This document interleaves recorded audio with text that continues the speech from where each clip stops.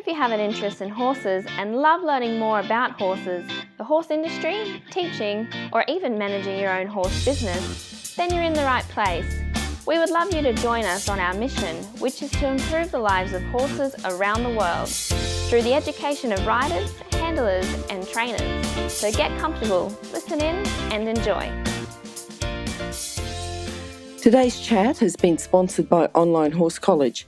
Online Horse College is a pathway of courses from foundation level through to becoming a professional groom, stable manager, instructor or business owner, as well as many specialties in your area of interest. If you'd like to learn more about horses and receive a government accredited qualification that's internationally recognised, then please go to onlinehorsecollege.com. Our guest today is Allecia Evans. Now, Allecia's got a unique combination of being a professional animal communicator. She's an energy practitioner, bodywork and soul relationship coach, and she's going to talk to us today about relationships between horses and people. How are you today, Allecia? I'm great. Good. I'm enjoying a kind of cold Colorado day. Yeah. Waiting for the snow to come in. Are you? Do you ski? Yeah, I do. You do? I do. Yeah. I love cross country and I love downhill. Okay. And then, so that's your winter sport. Yeah. Does your business slow down in the winter or not? Not really. Mm-hmm. I suppose people still need to be communicating anyway. Yeah. Yep. Yeah. And horses are always coming up with different things all times of the year. Yes, I suppose. Yep. Okay, now, Allecia, we normally start off with a favourite quote. What's your favourite quote? And also tell us how it's inspired you or, influenced you with horses. Okay, so my favourite quote is actually my own quote. Not to be a narcissist, but it's, if you want to know what's going on with your horse, ask your horse. Okay. That's Allecia. Because so many times, people I read on online chats and I hear friends of mine who have horses and they're like, well, the vet said this and the vet said that. And I'm all about going to the vet. But what I have learned over, 24 years communicating with horses and many, many other animals is that they really do know what's actually happening with themselves. So when you work with an animal communicator, they can really share with you very precisely exactly what your horse is experiencing. So I always say, if we want to know, ask the horse. And what inspired me, from the time I was little, I remember being a little girl at about 3 or 4 years old in the Bronx of all places, right? Because there's not a lot of nature there. And we went on some pony rides and I just remember the smell. The smell of the horses, the smell of the hay. I just wanted to be around horses. And even though I grew up in a 2-bedroom apartment, I said, Mom, I'll keep the horse under the bed. I swear, I'll keep it clean. And then when I was about 5 or 6, we actually went out to a stable and just the sound of the horse's hooves as I heard them beating on the ground, it lit my whole body on fire. It was just like someday, I'm not sure how. Yep. Yep. You're going to do something. Yeah. Thinking about the whole healing, mm-hmm. and you talk about a body, mind, soul relationship. Tell us how that all started. How you got started with all of that? How did that all come together? Well, it started kind of unconsciously. When I was about 11 or 12, my dad ran a resort in Pennsylvania, and they had a stable. Yep. So I remember going up to the stable one early, snowy morning, and no one was there. And I was sitting next to a horse named Patty. And Patty was a paint mare. She had one blue eye and one brown eye. And I just sat very quietly. And I was not a kid that was really prone to being quiet. Mm-hmm. Meditation was not something like I was always moving or was talking. Yep. But I remember this moment when I was just sitting there with her and all of a sudden everything got really, really, really silent. And I could hear the wind kind of rustling through the trees and I could feel Patty. It was more than just like looking at her, like I could feel something and I knew she didn't feel well. And I just remember thinking to myself, there's something more here. Like, I know that there's something more here. I don't even know what it is yet, but I know that there's a deeper connection, and I want to be able to hear horses, and I want to be able to help them. And from that awareness, through my life, I was a fitness trainer, and then I became a Qigong practitioner. And through my Qigong practice, I would go and spend time at a local barn, and I would practice my Qigong in the middle of the arena with some of the horses. And I was so fascinated by, I understand that there's a physical relationship. I understand that there's a mental connection. But then I also started feeling that the energy that was getting created through my practice, and then the curiosity of the horses, and just understanding on an essence level, oh my gosh, these beings understand way more than we give them credit for. Just tell us, for those who don't understand, what's Qigong? If you're going to explain just in a sentence or two about Qigong. Absolutely. So if you've heard of Tai Chi, which is an ancient Chinese self-healing modality, yes, Qigong is actually the grandfather of Tai Chi. So Qigong has been around for thousands and thousands of years as an internal self-healing practice to help you rebalance your internal energy. So your physical health increases. You are connected in your body, your mind, and your spirit. Okay, so you were doing your Qigong at the stables. Yes, sorry, continue. I just want to put that in just in case people didn't understand. Yep, and then go from there. Oh, sure. Yeah. Sure. Yeah, so it just, what started to happen, because my Qigong practice was an hour, every day, every morning, every night for about 3 years, all of a sudden things started making sense to me that never made sense before. I'd be around horses, I'd put my hand on them, and then they'd literally move their body into the place where they wanted my hand to be. And even though I hadn't, studied energy healing yet, even though I hadn't taken courses in it, I was like, something really interesting is taking place here. These animals know, and they can feel things that I was, when I grew up, I was taught horses are big animals, they're stupid, and you better be careful because they're going to try to hurt you. That's literally what I was taught as a kid. And then starting to experience things where these horses had no halters on. I had no control over what they were going to do. And then connecting with them in this really soft, almost like a meditative-like state with my eyes open, and connecting at that chi level where we could both feel and sense each other's energy. It just opened my eyes to a whole nother reality that actually exists. Like, when I first started my animal communication work, people were like, okay, that's a little woo-woo, it's weird. But after, a couple thousand times of doing this and being able to help animals when no one else could help them, not even the veterinarians, you kind of start to realize, wow, there really is more to this. And, energy is not some weird thing. It's something we all exist in. And so that really became kind of like the foundation of my connection and my relationship with horses.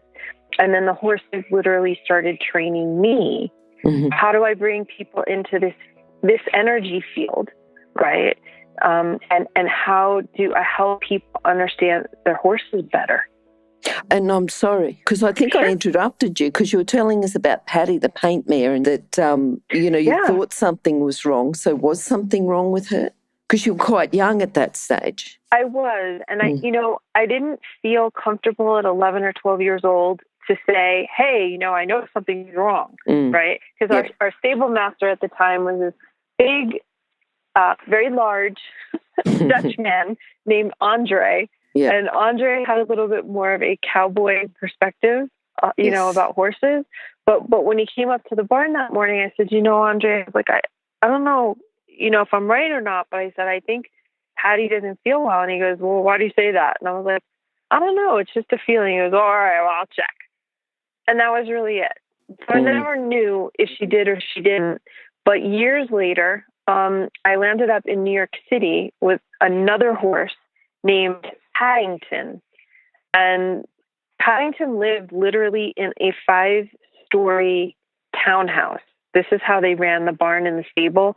It was so really not conducive for horses. And I remember being at a therapeutic riding session with him. I saw him. I said to the people, I said, he just doesn't feel well.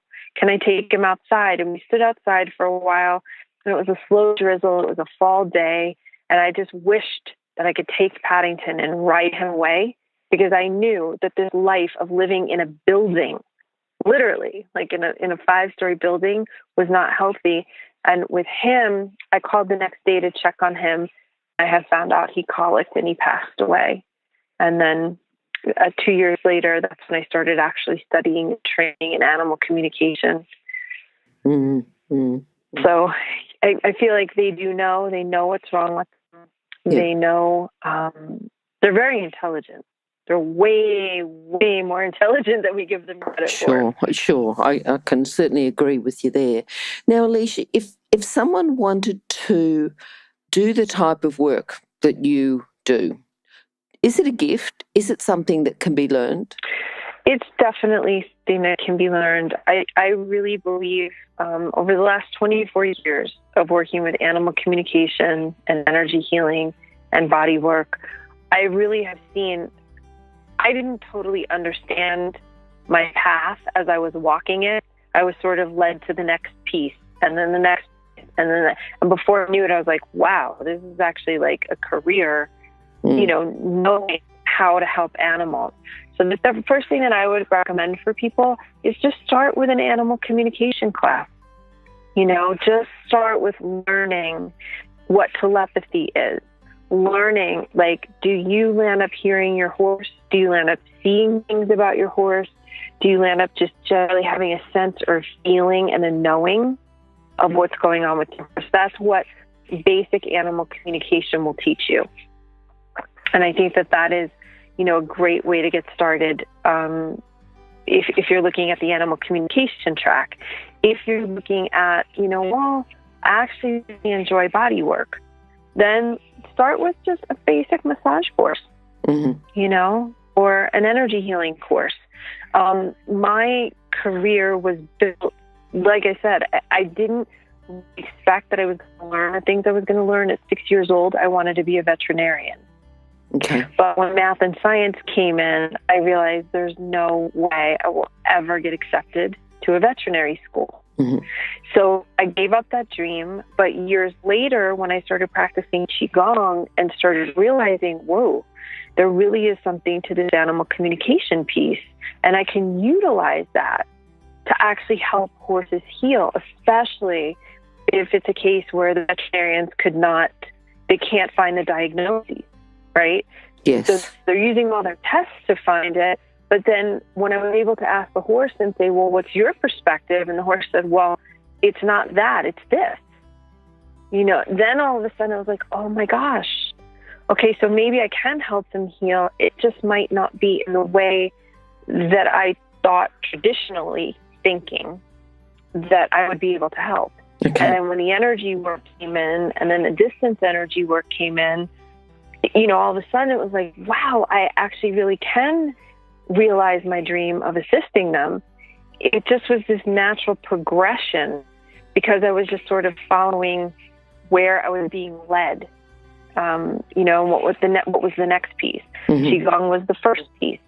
Then the animal communication came in. Then the hands-on healing came in. Then I learned about flower essences, like homeopathy. Then I started learning about teeth.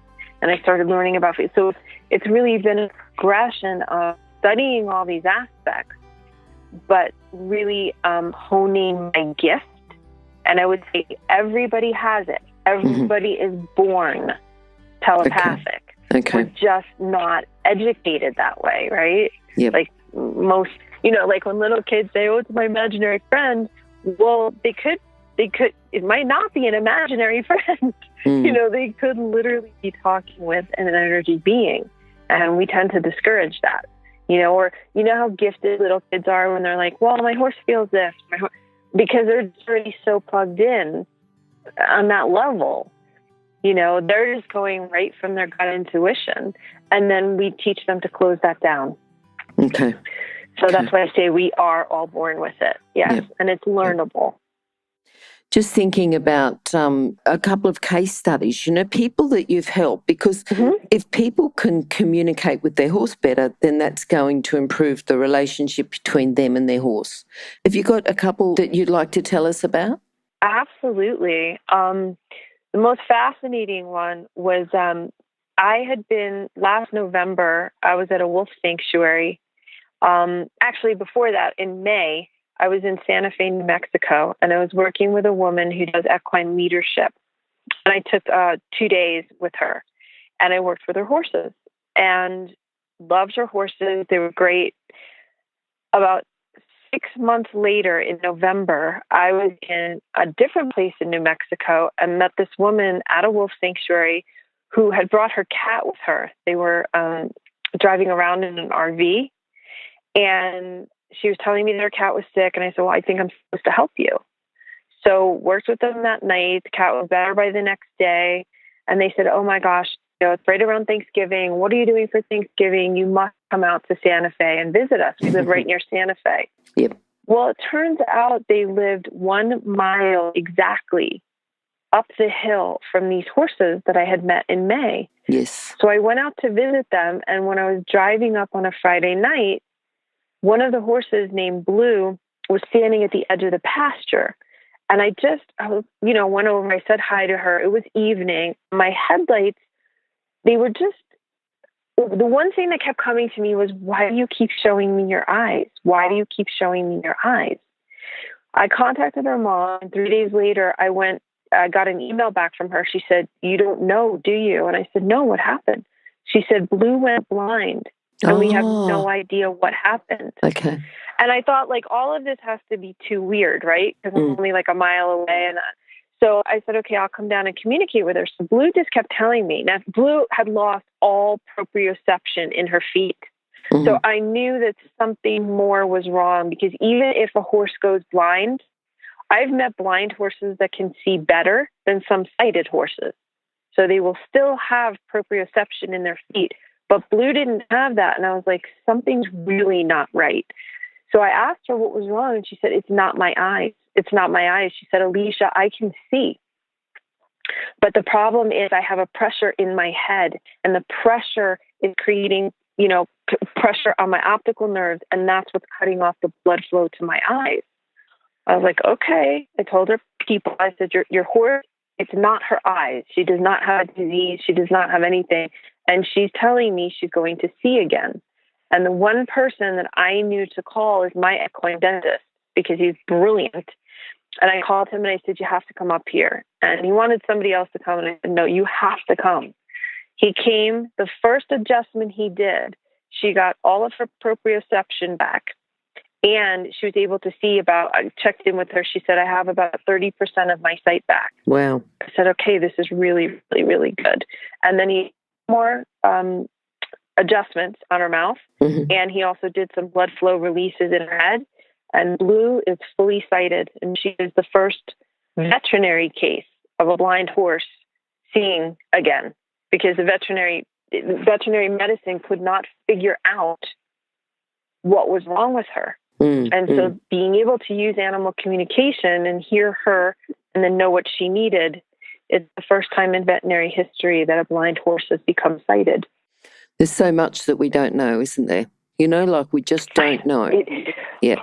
I know. Well, that's why I swear, Glenys, that is why I feel so lucky and honored to be able to hear these beings, because there are so many, I hate to say it, but there are so many misdiagnoses of things because of the limited amount we know. And it's been fascinating listening to and hearing the horses, because that's where I came to that quote, if you want to know what's going on, ask your horse, right? And most people, I can't ask my horse. I have to ask the veterinarian. I have to ask this one. But I'm like, your horse is brilliant. Work with an animal communicator. Your horse really can tell you exactly what's going on from their perspective. If you're an equestrian coach or a horse riding instructor, or even if you aspire to be one, have a look at the free video series for horse riding instructors on the Horse Chats website. Go there now, have a look, horsechats.com. It's certainly a fascinating subject that as we learn more about horses, as we learn more about ourselves, I think there's a bit of an open pathway there. Yeah, and I think that's it. I think if you've got an open mind and you say, I just want to learn more, you can be open to experiences. Yeah. Yeah. Is that available on the internet anywhere? Has it been, recorded, anything like that? Like, I would have thought you'd have vets all over you, like in the veterinary journal or something. Yeah. I know. Yeah. Well, veterinary, it's very interesting at times. You know what I mean? Because they'll go, well, it was a fluke. It was, that just doesn't happen. I'm like, well, yeah. I mean, I think for any sort of research, really, it's how many cases. And I think as we know more, there'll be more cases. Yeah. Yeah. Yep. Exactly. Yep. Exactly. Okay. What about relationships with people? Can you think of a case study where it's helped relationships with people and their horse, between a person and their horse? Person and their horse, they may not be communicating, may not be going very well, and a little bit of work with you, and then all of a sudden the partnership starts to work. Yes. So one of the most interesting things that I kind of discovered that the horses shared with me was, they said, do you know that a very large percentage of people that ride horses are actually scared of them? And I said, what? And they said, yeah, well, the majority of people that work with us actually are afraid.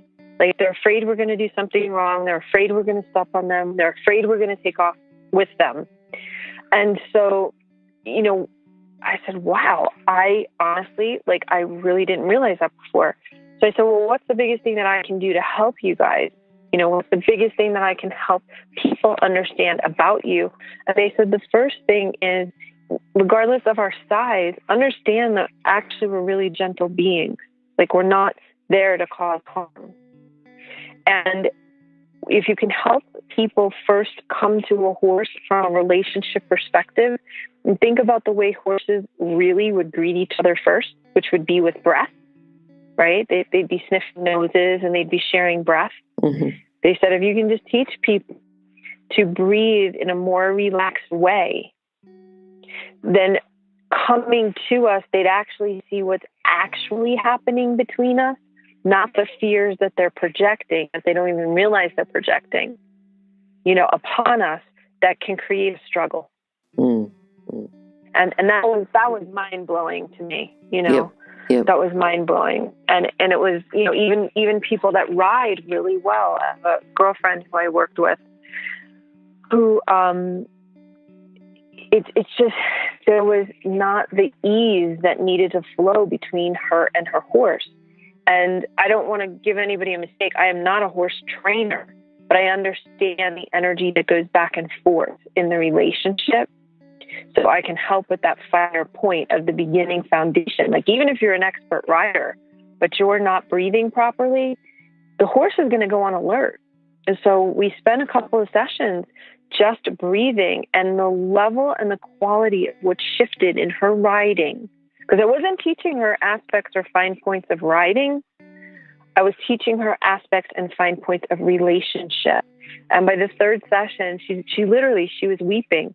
Because she said, I've been around horses all my life, and I have never realized that it was possible to feel this much peace and this much connection with a horse when I wasn't trying to figure out how to get the horse into a collected space or move them or, adjust them. She said, I never realized that it came from within me first. Yeah. And that was just, to me, it was like the heavens opened up. I was like, wow. Mm-hmm. Even if one person experiences that was so touching to me. So for me, like I said, I'm not a technical rider, but I can fix anybody's riding because I can tap into the subtle nuances of where the relationship is off. Yeah. And I can bring greater flow and harmony. Okay. So just thinking about one sort of message to go to people, a tip for them, that would be then to breathe That's sort of the main thing that people need to take away is to breathe. Yeah. Because Yeah. I really, everything to me, before you even get on a horse, it's the first thing is start a relationship through your breath. Yep. And so this way you're actually connecting with the actual essence of your horse. And I'm always, my philosophy really it's relationship before riding. There's a lot of people that know how to ride well, but I don't find that necessarily means that they have a spectacular relationship. Mm-hmm. And I've, over the years, I've really come to see riding as a spiritual journey, because you're learning as much, you have the opportunity to learn as much, if not more, from your horse than what you think you're teaching your horse. There are so many incredible things that I've watched horses teach their humans. My jaw drops. I was like, wow, they really are like pretty big therapists. Yeah. Yep. Allecia, what are your plans for the future? Next 12 months or so, what have you got going on? Continuing working with the soul relationship between horses and humans. Okay. Really, what are the horses actually teaching their people? So for the people that they're good riders or they just love their horses and they just want to have a closer relationship and a deeper bond.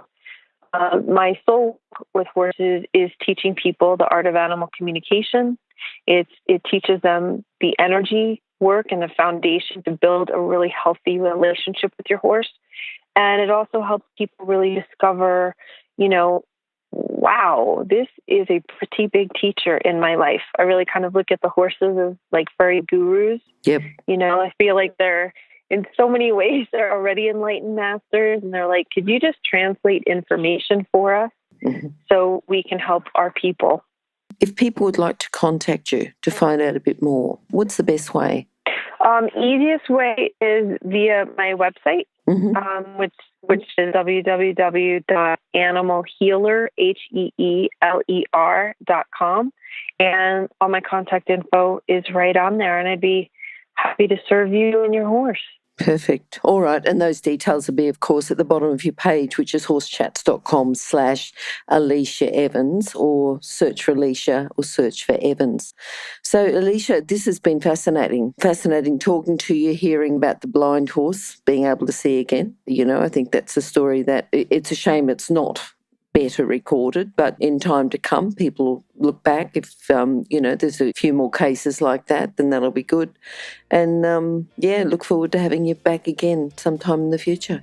I would love that. Thank you so much for your time, and thank you so much for inviting me and all that you do for the horses. Oh, thank you. Thank you, Allecia. Yeah, looking forward to talking to you again. Bye-bye. Bye-bye. Now, if you're still there, you probably know that I'm absolutely passionate about education within the horse industry. That's why I host this podcast. My other venture is Online Horse College. Have a look now at onlinehorsecollege.com and I'll see you over there. Remember that our comments and instructions are general in nature and do not take into consideration your individual horses or your individual ability and circumstances. If you enjoyed this podcast, then please leave your comment below.